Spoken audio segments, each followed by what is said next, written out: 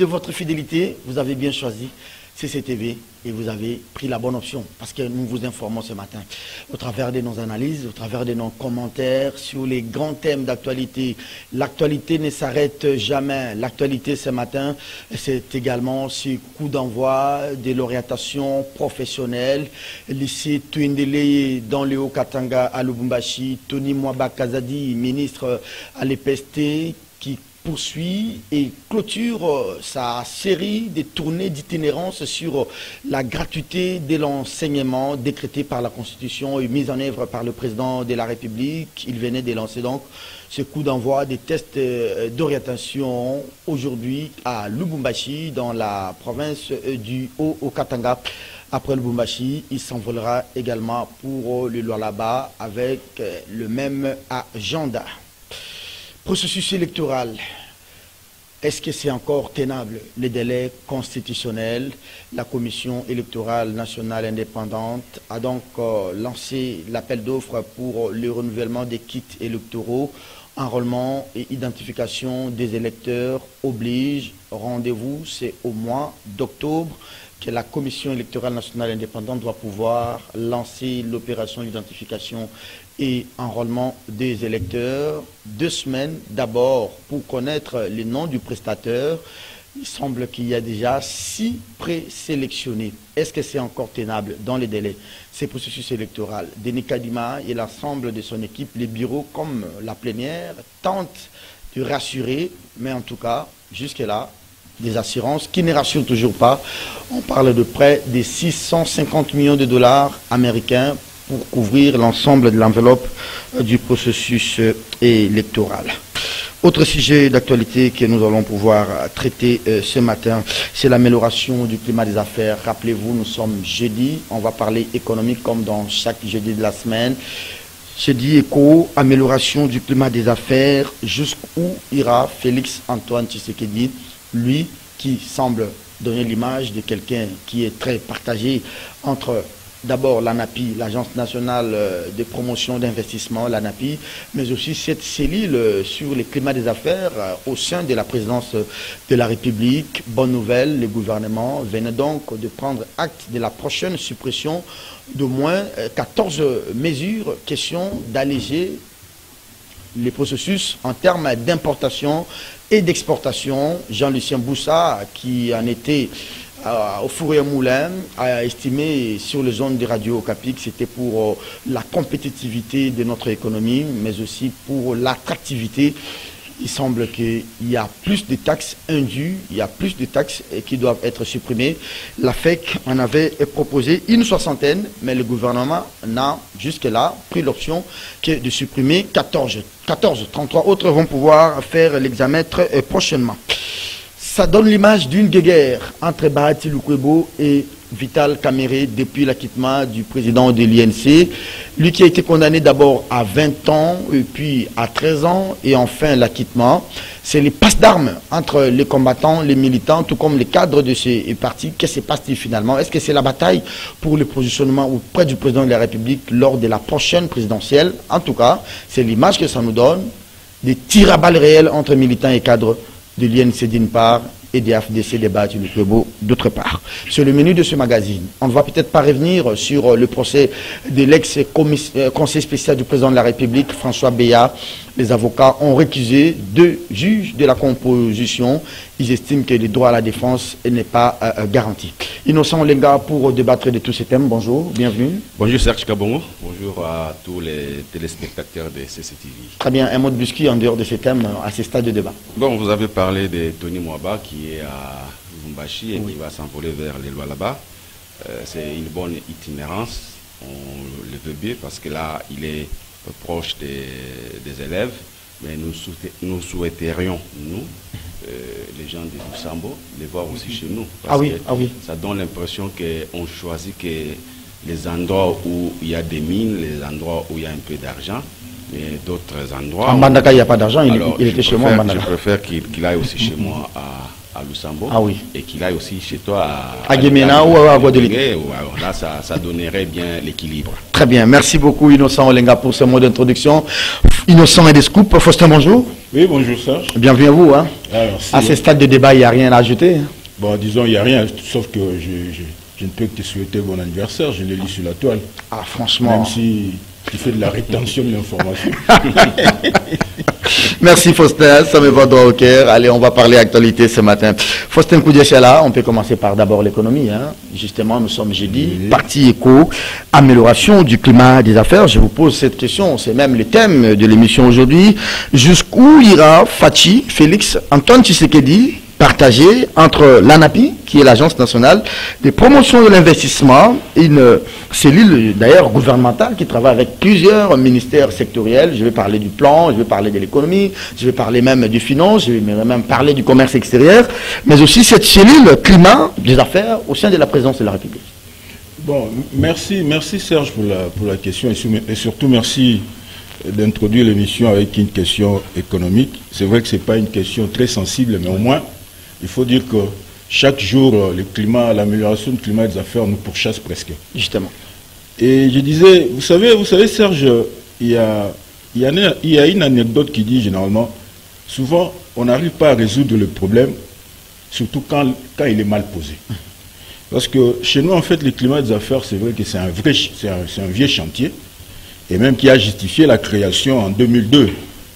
Vous vous rappelez, en 2002, c'était l'année des grandes réformes. Ah oui. Quand Kabila est arrivé au pouvoir, c'est à cette année-là qu'il a lancé des grandes réformes, avec le code minier, le code des investissements, ainsi de suite. Quand je dis, généralement, nous passons à côté de problèmes parce que c'est mal posé, c'est parce que moi, je crains généralement, vous savez, quand vous êtes en face d'un problème, il faut souvent s'abstenir des décisions tout à fait spontanées, qui sont généralement prises sous le coup de l'émotion. Il faut que ça soit mûri. Et généralement, on conseille à ce qu'on puisse se projeter dans le temps, avec des décisions tout à fait structurelles, qui prennent en compte l'ensemble des paramètres et de la structure de l'économie. Quand on parle chez nous amélioration du climat des affaires, vous serez d'accord avec moi, qu'en termes de forums, en termes de séminaires, en termes d'ateliers, en tout cas, on a battu les records. On a battu les records en termes d'ateliers, ainsi de suite. Si bien que le problème est connu, les solutions sont là, mais maintenant, la grande équation, c'est comment les aborder.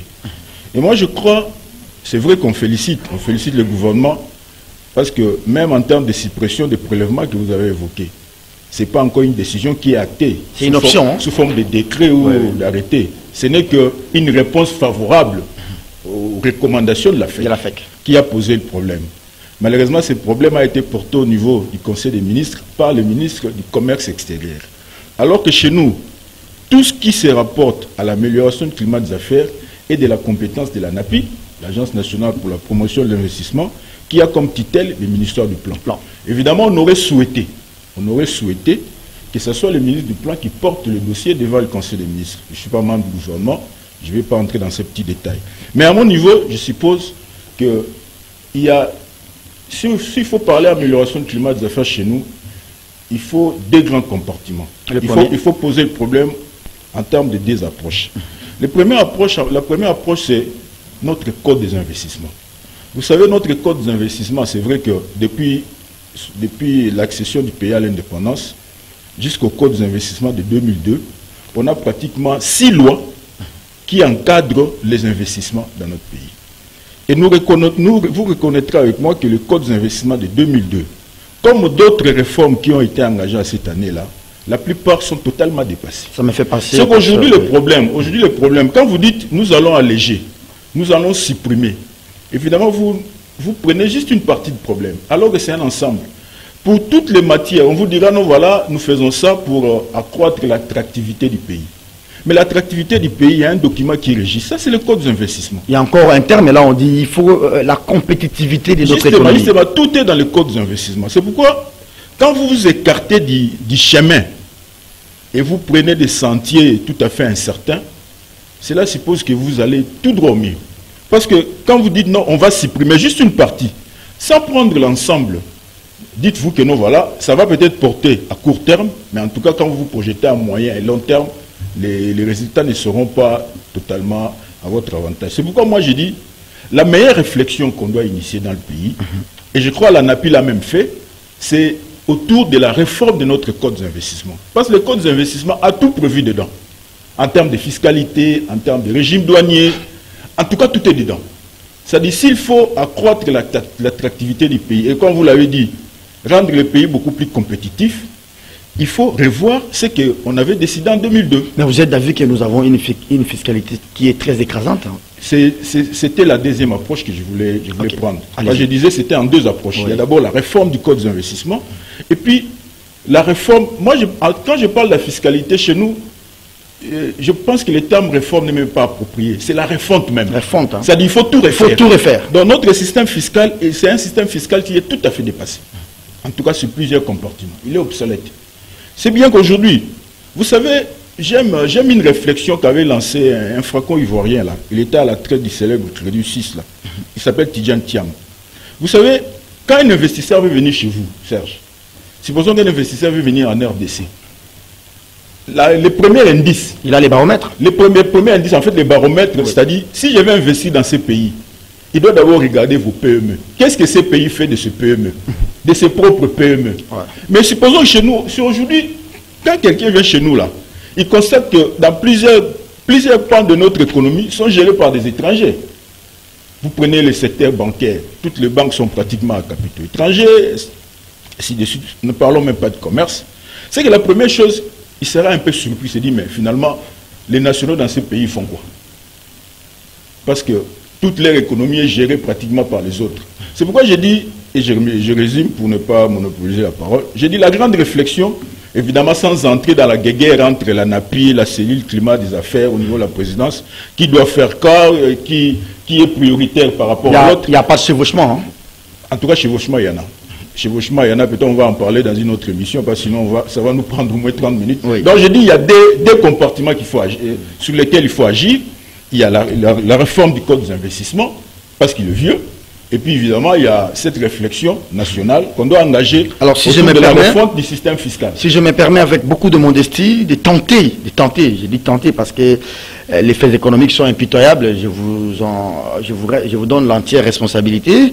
Donc le vrai problème, c'est pas aujourd'hui, si je peux comprendre, c'est la suppression, Innocent Olenga, de ces 14 mesures sur les 67 proposées par la FEC, mais c'est également le code des investissements que vous avez soulevé et qui est vieux, ou je dirais... En tout cas, c'est mon point de vue, parce que si j'ai relu le compte rendu du gouvernement, et vous l'avez bien résumé même, c'était... L'objectif, c'était l'attractivité et la compétitivité. Alors, je ne pense pas, je trouve très mal, qu'en supprimant à peine 14 prélèvements, que vous puissiez rendre un pays attractif et un pays compétitif. Parce qu'investir dans un pays, c'est tellement multidimensionnel, il faut prendre plusieurs facteurs à la fois. Et le seul instrument qui peut garantir l'attractivité et la compétitivité, à mon avis, c'est le code des investissements. C'est le code, justement. Ça me fait penser à quelqu'un, Boabo Wakayembe. Hein? Évidemment, c'était le premier DG de la NAPI. La NAPI. Qu'est-ce qu'il est devenu? Il est peut-être dans la réserve de la République. Merci beaucoup. Innocent Olenga, je rappelle que l'ANAPI, c'est un organe, hein, c'est un organe gouvernemental qui s'occupe de l'amélioration du climat des affaires, à ne pas confondre par exemple avec cette cellule climat à la présidence de la République qui se veut une structure de lobby auprès du président de la République pour travailler sur l'image du pays. Mais sur les 14 taxes jusque-là à supprimer, à l'importation, tout comme à l'exportation, question d'assainir le climat des affaires. Et le ministre a dit, je suis Jean-Lucien Boussa, il y aura des mesures d'accompagnement. Et ça ne va pas tomber d'ici là. Mais ce n'est pas toujours dans le bon goût de la FEC. Parce qu'en fait, l'objectif ici, c'est quoi? On a peur que aussitôt, on supprime, que les opérateurs économiques puissent encore rapporter tout ce qu'ils avaient perdu en termes d'importation sur les pauvres paniers de la ménagère du citoyen congolais. Et Serge, vous savez, la FEC, c'est un syndicat patronal. Et dans les chefs ou dans les attitudes des syndicalistes, ils n'ont jamais été satisfaits. Même si on rabattait toutes les taxes à deux, même à une, ils vont toujours revendiquer. Ça, c'est les caractères ou la caractéristique des syndicalistes. Ils ne sont jamais satisfaits. Faustin a soulevé un vrai problème. Nous avons de vieux textes dans beaucoup de domaines. Qui ne s'adaptent pas. Ne s'adaptent pas. Prenez par exemple notre domaine. Nous sommes très avancés dans la presse avec les médias numériques, les médias en ligne. Ils sont régis par quelle loi? On tâtonne. Les médias en ligne sont régis par quelle loi? Pourquoi on ne peut pas s'adapter quand il y a quelque chose qui arrive et puis faire en sorte pour s'adapter et s'accommoder? On est toujours en retard. Combler les vides. Hein. Et c'est que moi je regrette, Faustin parle des réformes, mais nous avons connu dans ces pays, depuis que Kabila est président, j'enlève la partie de 1+4, quand il a été élu en 2006, nous avons connu au moins 3 ministres, premiers ministres qui sont des économistes. Je cite Mozito, qui est économiste, Matata, économiste. Tchibala. Tchibala, on dit qu'il est juriste. Oui, non, il est juriste au barreau de, je crois, oui. Mais nous avons aussi connu un professeur d'université en économie, Sylvestre Ilunkamba. Mais pourquoi on tâtonne toujours sur les climats des affaires? On tâtonne toujours pourquoi? Et qu'est-ce qu'ils apprennent à leurs étudiants? Les étudiants vont faire quoi quand les professeurs eux-mêmes ne savent pas produire un travail de qualité qui puisse faire avancer le pays? C'est ça mon regret. C'est ça mon vrai regret. Mais je salue quand même l'allègement avec les 14 taxes. Et les 33, on va les assouplir.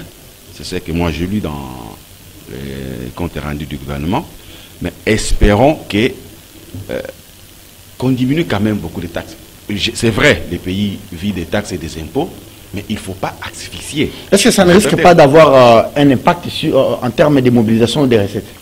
Je ne pense pas que quand vous prenez par exemple la taxe sur la commission perçue par l'OGFREM, taxe sur la commission, tout ça. Il y a beaucoup de taxes, j'ai parcouru la liste, oui. Il y a beaucoup de dédoublements. Il y a des taxes qui sont perçues par tel service. Vous avez par exemple, quand vous dédouanez un véhicule, on vous dit, vous avez la plaque d'immatriculation que vous devez acheter auprès de la DGI. Et sur la plaque d'immatriculation, il y a une mention CGO, oui, qui veut dire Congo. Mais quand vous dédouanez les véhicules, on vous exige d'acheter aussi à 63 ou quelque chose de dollars, vous achetez un autocollant avec cette mention-là, CGO. Que vous allez... Je me dis, bon, 2 CGO sur le même véhicule, pourquoi faire? Pourquoi faire 2 CGO? Parce que c'est l'indication de la RDC. Mais ça se trouve déjà sur la plaque d'immatriculation. Pourquoi maintenant avoir un autocollant? Tout ça, il faut réfléchir. Bon, c'est vrai, dans la vie quotidienne, les réformes, les raisonnements sont toujours quotidiens. Donc, il faut toujours faire... Alors, les effets d'entraînement, ce n'est pas pour bientôt, hein, cher Faustin. On dit que plus question pour les opérateurs économiques de pouvoir reporter sur les consommateurs les charges de leurs taxes. Parce qu'on n'aura peut-être pas les effets d'entraînement dans 2, 3, 4 mois. Hein. Mais ce n'est pas des premières mesures. Moi, je suis vu il y a une année ici, le gouvernement avait pris également un train de mesures ainsi, allant dans le sens d'alléger certaines taxes, à l'import comme à l'export. Serge, d'abord, dire aux opérateurs économiques de ne pas rapporter leurs taxes sur le consommateur. Moi, je trouve que c'est une hérésie. Parce que les opérateurs économiques ne sont pas de philanthropes. Ils sont là, c'est-à-dire, ils sont là quand tu es une entreprise commerciale, on suppose que tu achètes pour vendre, de façon à ce que tu en tires une marge bénéficiaire. Oui. De la même manière, quand tu es une entreprise industrielle, on suppose que tu achètes des matières premières, tu les transformes en produits finis, pour qu'à la fin, tu puisses, en vendant, tirer une marge bénéficiaire. Alors quand on dit aux opérateurs économiques de ne pas répercuter leurs charges sur le prix de vente, moi je trouve que c'est vraiment une illusion parce que en toute logique, c'est un raisonnement économique, c'est même basique. C'est-à-dire, généralement, les prix de vente doivent couvrir les prix de revient. Et qui dit prix de revient, on suppose que ce sont toutes les charges que l'opérateur économique a supportées jusqu'au stade final, c'est-à-dire la vente. Alors quand vous dites aux opérateurs économiques de ne pas répercuter leurs charges sur le prix de vente, donc vous leur dites de vendre soit sur le seuil du prix de revient, ou soit en deçà du prix de revient. Donc c'est comme, si vous les condamnez à la disparition. Donc ça, c'était juste une parenthèse. Mais par rapport bon, c'est vrai que comme mon frère Innocent a dit, bon, quand il y a une décision qui va dans le sens de soulager ne serait-ce que la misère des opérateurs économiques, on ne peut qu'applaudir. Mais moi, je vais poser un problème. Je vais poser le problème autrement. Vous savez, Serge, chez nous, on a l'impression que nous payons beaucoup de taxes parce que c'est juste une infime partie de la population active qui supporte cette charge. Oui. Parce que, dites-vous, pour une population de 80 millions d'habitants, vous savez ce que vaut le fichier fiscal de la DGI?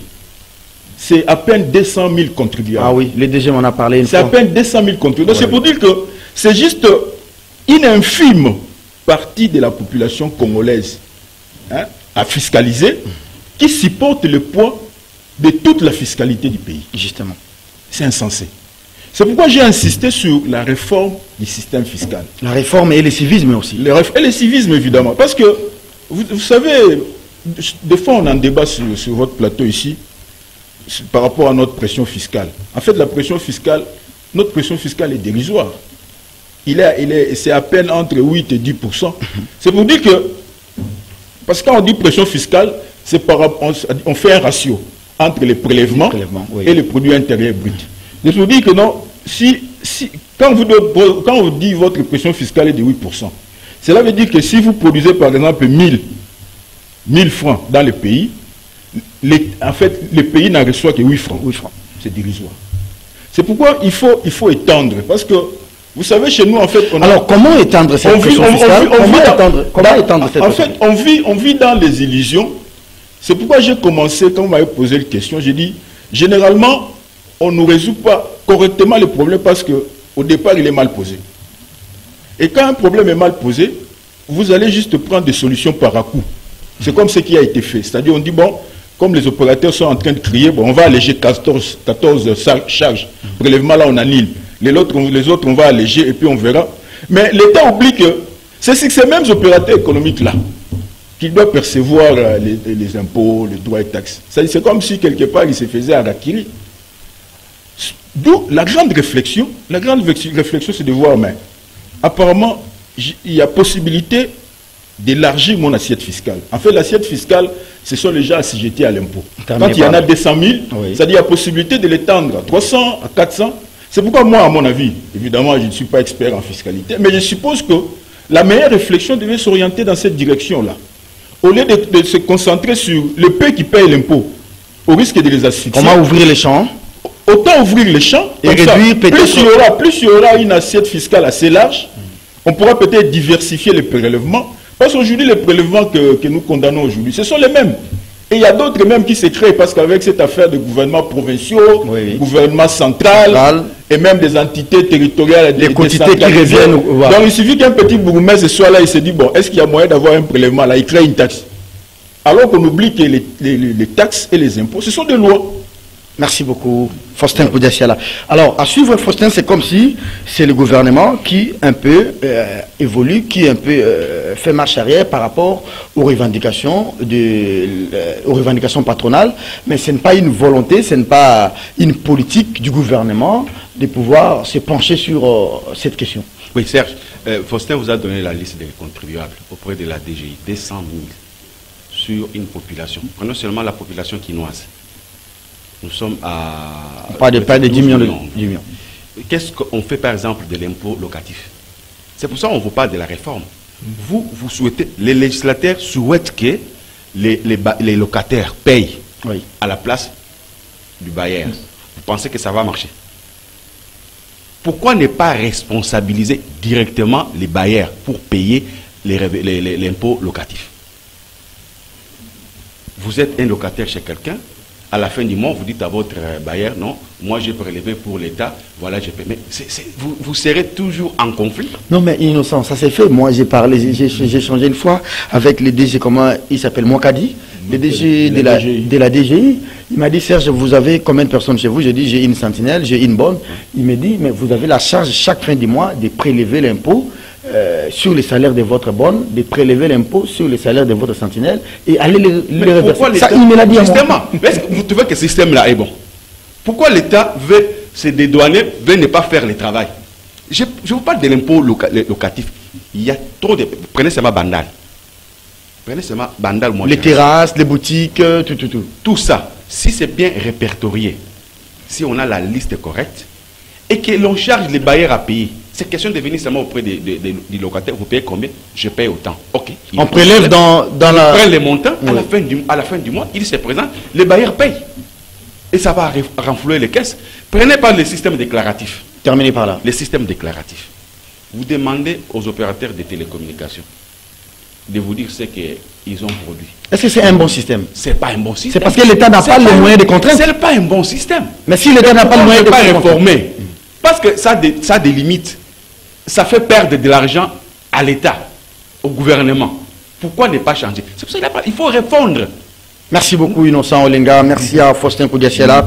C'était la partie écho de cette émission, 15-25 minutes pour parler d'autres thèmes d'actualité. Innocent Olenga, rendez-vous dans 2 semaines pour connaître les noms du prestataire, la Commission électorale nationale indépendante qui vient d'exhumer la cellule de gestion des projets et des marchés publics depuis lundi 11 juillet de cette année. La CENI analyse différentes offres et acquisitions en vue de l'acquisition des kits d'enrôlement.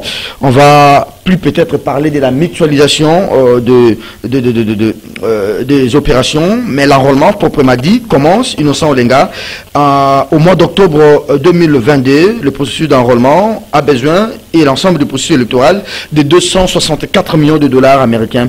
Est-ce que présidentiel, dans les délais constitutionnels, c'est encore tenable? Bon, vous savez, nous sommes toujours dans la peau des Saint Thomas. Nous sommes toujours dans la peau des Saint Thomas. Il faut voir, il faut palper. Aïe. Bon, celui qui organise nous dit ça. Est-ce que parole d'évangile, devons-nous croire dire Amen? On observe, on regarde. Mais lui dit, c'est possible. Bon, il bénéficie de notre part de ce que nous appelons les bénéfices des doutes. Les bénéfices des doutes.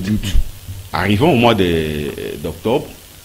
S'il n'y a pas enrôlement, c'est à ce moment-là que nous devons les juger. Admettons que ce soit au mois d'octobre. Est-ce que techniquement c'est faisable? Je parlais encore avec Jérôme Bonso, je parlais encore avec certains experts électoraux. Ils m'ont dit, eh bien, en tout cas, si ça va être ainsi, il faudrait que le gouvernement mette même les triples du budget. Le problème, c'est l'argent. C'est-à-dire, quand vous avez l'argent, vous pouvez même construire un immeuble dans un mois.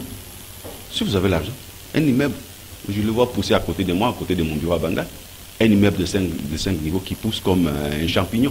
C'est parce qu'il a déjà l'argent, il a disponibilisé l'argent.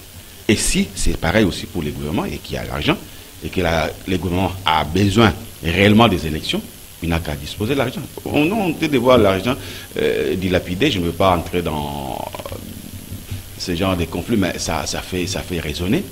Bon, on vous dit par exemple que pour les concerts de Wenge, on a sorti 580 millions. un demi-million de dollars après les concerts. On se pose la question, pourquoi en faire? Alors s'il faut dilapider l'argent comme ça, mettez-les dans les processus électoraux.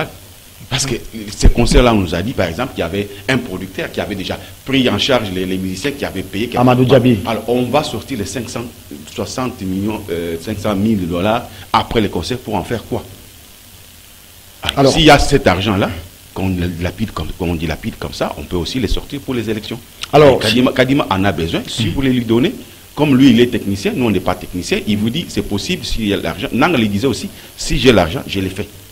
Si vous ne mettez pas l'argent, vous me mettez les coques en jambes. Allez, depuis Kisangani où se trouve Faïlou, candidat plébiscité pour son 2e congrès, les CID, il a lancé des mots très forts en direction du pouvoir. Hein. Élection dans les délais, pas question de tricher, pas question de voler les résultats des urnes.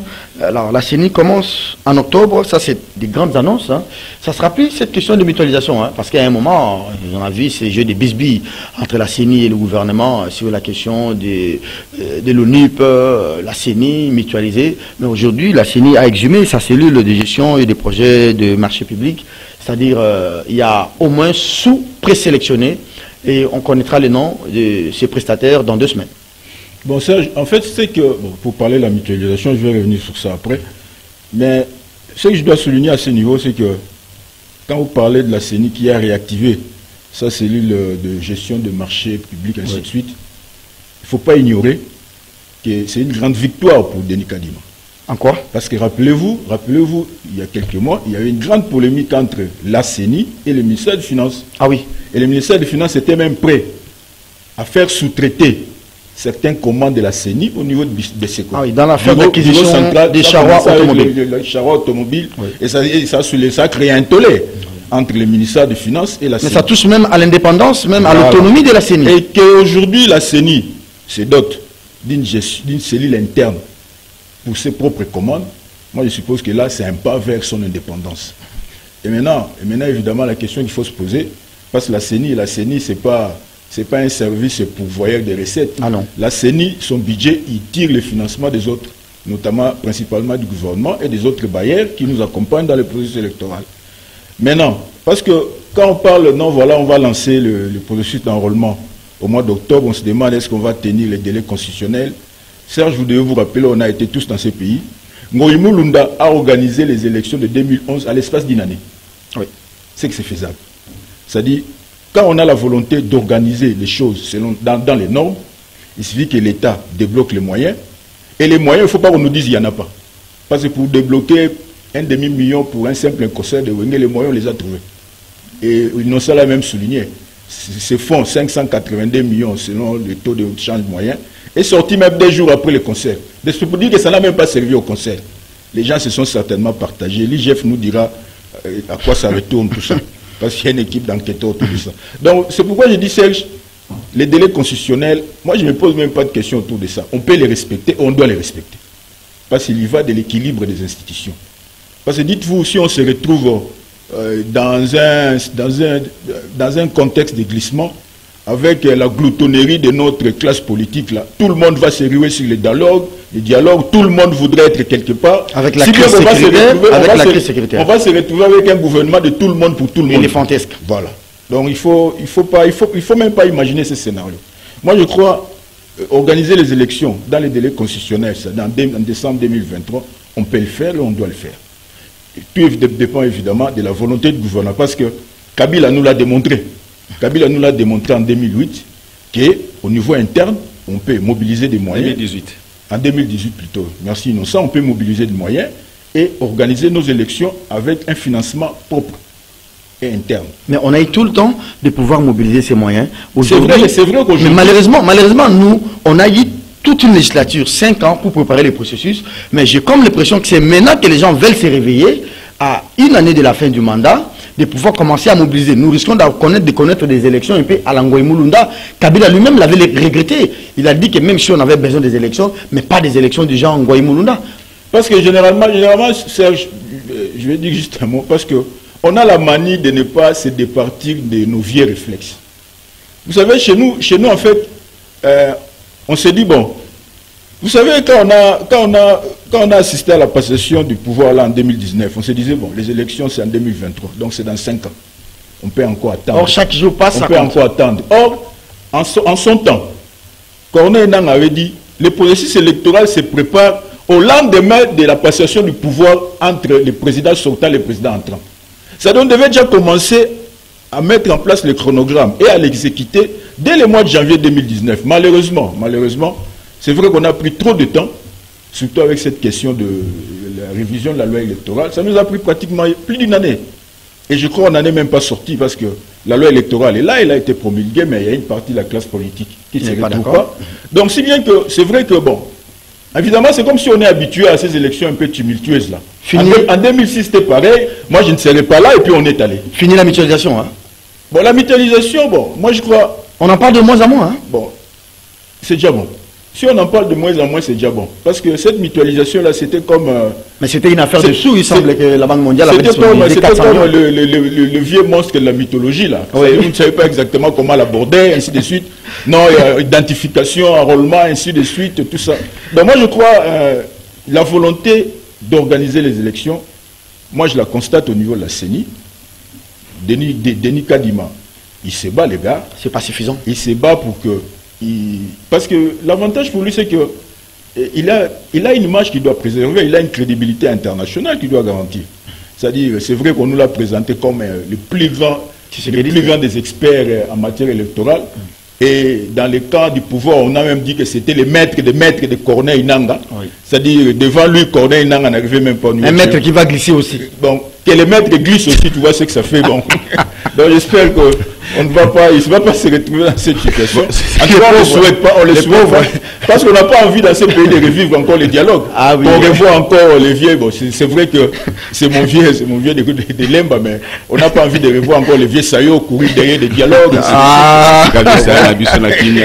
50 millions innocents Olenga pour terminer sur ce chapitre et prendre les derniers thèmes. 50 millions d'électeurs attendus pour les prochaines élections. Hein. On parle de 50 millions selon Denis Kadima.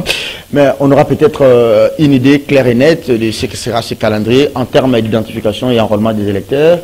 Après, donc d'ici octobre. Parce qu'il faut voir d'abord les zones d'enrôlement. On commence toujours par chez moi, au nord Ubangi, à Guadeloupe, où on dit que c'est difficile. Ça va se passer comment? Au bout de 6 mois, on aura terminé. Il y a des manœuvres au niveau du Parlement, la loi sur la répartition des sièges qui va venir. Il y a beaucoup de choses. Hein. Oui, beaucoup de choses à faire, Serge Kabongo. Vous plaignez ou vous avez un peu des soucis pour Denis Kadima, qui risque de glisser, pas par sa propre volonté, il faut le dire, pas par sa propre volonté. Parce que, regardons-nous en face bien, Serge. Regardons nos frères qui sont au palais du peuple. Pensez-vous vraiment qu'ils ont envie de partir? Ah oui. Ça aussi. Parce que c'est eux qui font les lois. Pensez-vous que les députés là, ils ont envie de partir maintenant? Mesdames, Messieurs, vous regardez Kiosque Innocent Olenga. Quand ils sont pas assurés de revenir à la prochaine mandature. C'est des questions qui demeurent. Moi, j'étais plus rassuré par rapport à l'intervention du président de la CENI, Denis Kadima. Il dit que ceux qui ont pris l'habitude de se faire nommer à la CENI, il faut changer le paradigme. Hein. Il n'en sera plus question. Ils vont remuer ciel et terre, mais ça ne sera pas ainsi. Ils sont là, qui doivent l'aider à aller vite avec certaines lois. Ont-ils la volonté de faire ce travail rapidement pour voir les élections venir vite? Mais le problème avec Denis, quand vous parlez avec lui, il vous dit vraiment qu'il est bloqué. Mais malheureusement, il est astreint au devoir de réserve, hein. Il ne sait pas se déployer. Mais quand vous échangez avec lui, ou soit certains de ses collaborateurs, ils disent que jusque-là, on n'a que les fonds pour le premier trimestre, janvier, février et mars. Justement, c'est pourquoi je vous dis qu'il y a des blocages. Parce qu'il y a des gens qui ne veulent pas des élections. Mais qui, la journée ne veut pas des élections, mais sous la table, ils vous disent, mais si on n'est pas certain que si on rentrait dans notre fief et que l'on soit encore réélu, c'est difficile. Parce que la plupart des gens qui sont là. Et puis, Serge, il y a aussi un autre problème. Terminé par là. Ils peuvent m'en vouloir, mais c'est un constat que vous avez fait, que beaucoup de journalistes ont fait. C'est l'assemblée que nous avons maintenant, c'est la plus médiocre de toutes les assemblées que nous avons connues dans ce pays. Dis-moi, avec l'avènement de Kabila, tout ce qu'on l'assemblée là, et attendez-vous, s'il vous plaît, à la prochaine assemblée, elle sera aussi beaucoup plus médiocre si on ne fait pas attention. Très bien, mais le problème c'est que c'est quoi? C'est nous qui allons élire ces gens-là. C'est vrai que parfois on élit A, mais c'est B qui sort. C'est bien dommage. Juste que, si vous permettez, je peux ajouter juste un mot par rapport à cette question d'élection. Moi j'aime toujours assez qu'on puisse un peu se référer à notre background là. Rappelez-vous Serge, on disait toujours que nous voilà, dans notre pays, c'est lui qui contrôle la Cour constitutionnelle et qui contrôle la CENI. Il a un couloir. Les triangles là, CENI, Cour constitutionnelle. Donc voilà. Si tu as déjà les deux, déjà si tu as déjà les deux compartiments là, et puis avec ton influence au Parlement, dis-toi que non, déjà tu as déjà un boulevard. Quand Innocent souligne qu'évidemment, Denis Kadima, malgré toute sa bonne volonté, il ne sait pas avancer, c'est parce que les gars, en tout cas par rapport au pouvoir, ça nous le savons, nous sommes journalistes, on sait ce qui s'est dit dans les couloirs, même dans des petites officines ici en ville. Denis Kadima, il y a un moment, il ne rassure plus. Ah oui. Il ne rassure plus. C'est pourquoi, même ça... Il donnait les signaux contraires. Même la bataille qu'il avait engagée avec le ministre des Finances, c'était une décision, c'était une bataille politiquement orientée. C'était une façon peut-être de les faire chanter. Il faut l'asphyxier un peu. Pour les faire revenir sur le droit chemin. Évidemment, le pouvoir qui se sentait un peu réticent par rapport au comportement du président de la Cour constitutionnelle, vous vous rappelez qu'il a été balayé de la manière que nous connaissons. Évidemment, pour la CENI, l'équation... Évidemment, pour la CENI, l'équation est tellement difficile parce que là, il faut... Retourner aux confessions religieuses, voilà, avec tout ce qu'il y a comme frustration à l'intérieur, jusqu'à remonter. Donc changer Denis Kadima, ça ne sera pas une partie de plaisir. Bon, évidemment, l'homme dans cette situation-là, il est obligé de subir quelquefois ses martyrs. Mais évidemment, moi je suis convaincu, parce que je l'ai suivi à plusieurs reprises, on nous l'a présenté comme un très proche de l'IDPS, mais moi je suis sûr qu'en 2023, Denis Kadima va surprendre. Et c'est pourquoi il a déjà lancé un signal que ceux qui s'attendent à ceux qui vont être nommés, comme on le faisait avant, ils doivent se préparer en conséquence. Et je crois que c'est un message qui a été très bien perçu par les gens du pouvoir. Ils se disent, mais ces gars-là, quand ils commencent à lancer ce genre de discours-là, c'est que nous, on a un avenir incertain. Denis Kadima, président de la commission électorale. Madame, monsieur, cette émission est terminée. C'était Jeudi Eco, Innocent Olenga. Merci à vous. Un mot sur cette sorte de passe d'armes entre militants et combattants, je ne dirais pas combattants c'est à l'IDPS, militants et cadres de l'INC, ce débat a-t-il connu? C'est pas regrettable, bon, c'est la bonne guerre politique. Tout est parti des... Je ne prends pas parti, mais je constate que tout est parti de l'UNC, avec les dossiers concessions prétendues appartenir à l'ECC. Or, c'est une concession de la communauté de l'Église d'Afrique, quelque chose comme ça. Ouais, qui est membre de l'ECC. Oui, qui s'est déjà retiré, parce que la communauté dit qu'elle s'est retirée. Donc, il y a beaucoup de choses là. À boire et à manger. Ouais. Mais ce qui a un peu frustré, qui a fait que le tout a été préparé par l'UNC, parce qu'on accuse les ministres des Affaires foncières d'avoir fourni les documents cadastraux. Et puis, c'est un média qui est proche des... Bahati, lui, c'est le saint de Kabari. Tout le monde fait mal à Bahati. Lui, il ne fait rien. Depuis que moi, j'ai connu Bahati, Bahati ne fait que se plaindre. On ne veut pas de moi.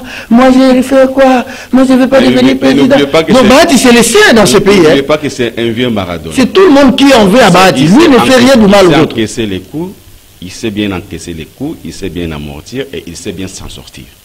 Je pense qu'il va s'en sortir. C'est pas la bataille pour les Sud Kivu, non hein? Oui, ça doit être aussi ça, pourquoi pas. Ça, c'est les Sud Kivu. Mais face à Vital, il est perdant sans en laisser. Bon, c'est vous qui le dites, mais les dons peuvent changer à un moment. Mais je ne crois pas qu'à ce niveau, Bahati fera face peut-être à Bahati. Vital, il a plus peut-être besoin de son frère Vital. Il a sa politique, il a des députés, personne ne s'attendait. Lui-même a été canaillé à l'époque. On lui a privé le siège, mais il s'est en sorti au niveau comme sénateur. Comme au niveau du Sénat. Mais il a quand même raflé des postes à la députation. Et il ne peut pas bien son terrain. Le terrain n'est pas seulement les Sud Kivu. Ah non. Il peut avoir des députés chez moi. À Kinshasa aussi, il a eu des députés. Ici à Kinshasa, il a des députés au Congo central. Et tout ça, ça fait... Même à l'Équateur aussi. Oui, donc sa bataille, c'est pas au niveau du Sud Kivu totalement. Mais c'est comment se faire des députés pour avoir un poids politique comme il en a maintenant. Comment avoir un réservoir chez lui. Voilà. Très bien, merci beaucoup. Bahati Lukwebo, Vital Kamerhe, je ne comprends rien. Non, moi je crois par rapport à... Je ne vois pas Bahati faire la guerre à Vital quand même. Bahati aurait peut-être besoin de Vital aujourd'hui. Vital qui serait en pole position pour tenir la main de son grand frère Bahati et l'eximer. Bahati qui a eu de mal à partir avec sa famille politique, l'Union sacrée, dans cette affaire des juges de la Cour constitutionnelle. On l'a pourchassé comme un gibier jusqu'à ce qu'il est allé trébucher devant les bureaux de Mbosso. Il est tombé à cet âge, franchement. Bon, je crois, vous savez que par rapport à toute la prose qu'a développée Innocent ici avec son couple, moi je dirais, en fait, le malheureux dans cette affaire-là, c'est le chef de l'État. C'est Félix Antoine Tshisekedi. Encore aujourd'hui, on se rend compte qu'au sein de l'Union sacrée, là, je vais peut-être emprunter le terme à Moussé, c'est un conglomérat d'opportunistes. C'est-à-dire les gens sont là, pas au service du chef, mais ils sont à leur propre service. Ils ont leur propre agenda. Ils ont leur propre agenda, qui n'est pas forcément l'agenda du président. Et je crains même que, je crois que c'est la réflexion que, chaque fois que je me pose la question, je me dis, peut-être c'est le sujet que nous va aborder peut-être dans l'édition de demain, avec qui Tshisekedi ira en 2023. Parce que tout le monde donne l'impression que non, il travaille pour le... C'est comme ça, on se dit, on est dans le style de chacun pour soi. C'est-à-dire... pouvoir pour tous. Voilà, pouvoir pour tous. On se dit, bon, de toutes les façons... Parce que même sur le cas de Bahati, je vais être un peu taquin. On ne sent pas un maître à bord comme c'était Joseph Kabila. Je vais être taquin un peu par rapport à l'histoire de Bahati. Vous savez, à un moment, il y a le président du Sénat pensait que son adversaire pour le contrôle du Grand Kivu, c'était Matata. Parce que là, là Vital était encore en prison. On se disait, parce que personne ne jurait que Vital allait être acquitté un jour.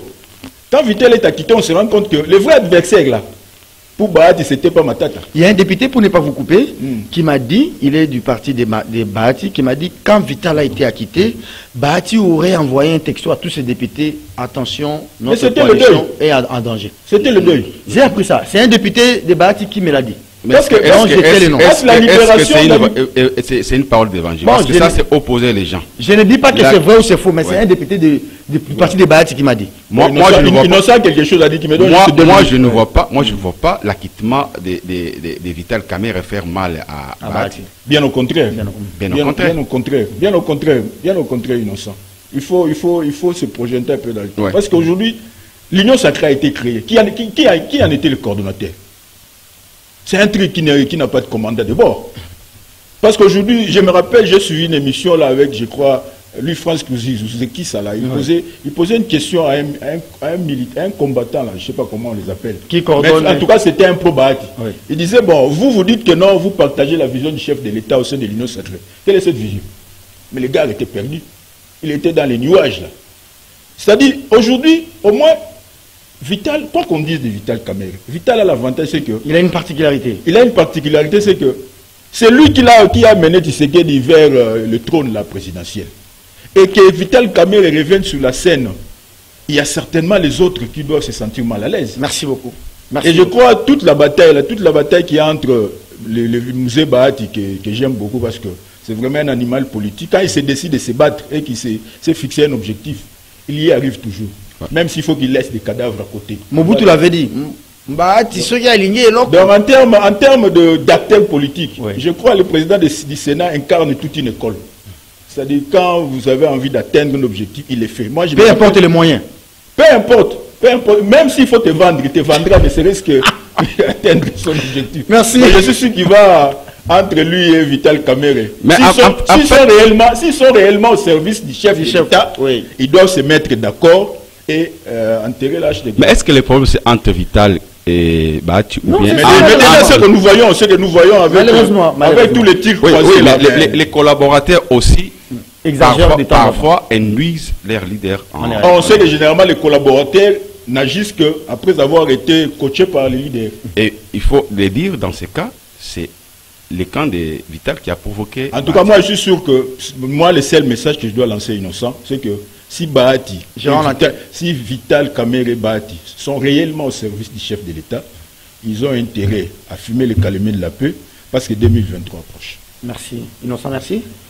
C'est un autre débat entre Bahati et Pasteur Godin Pouy. Là, on n'en parle pas. Et non, Vital et Godin Pouy. Non, Godin Pouy n'a cité personne. C'était une prédication anonyme. Mais comment est-ce qu'on dit il y a eu trop de voleurs, trop de vols ces derniers temps auprès du président de la République et les gens commencent à attaquer Godin Pouy? Non, c'est-à-dire les gens qui se sont sentis morveux, ils se sont mouchés. Alors, parce que la prédication du pasteur était impersonnelle. C'était anonyme. C'était une prédication anonyme. Pourquoi un camp doit se soulever pour quand le pasteur dit non, parle de nous? Il faut que les chefs se débarrassent de voleurs dans son entourage. Mais il n'a cité personne quand même. Merci beaucoup. Dans mon quartier aussi, il y a des voleurs. Excusez-moi, je n'ai cité personne. Et peut-être dans Canal même si vous êtes acquitté, Dieu vous voit. Merci madame, messieurs. On atterrit en douceur. C'était Jeudi Ebro avec Faustin et Innocent. Prenez rendez-vous avec ce magazine à 18h pour votre rediffusion. 9h30, on se retrouve demain pour le dernier numéro de la semaine. Au revoir et très bonne évasion sur les antennes des canaux.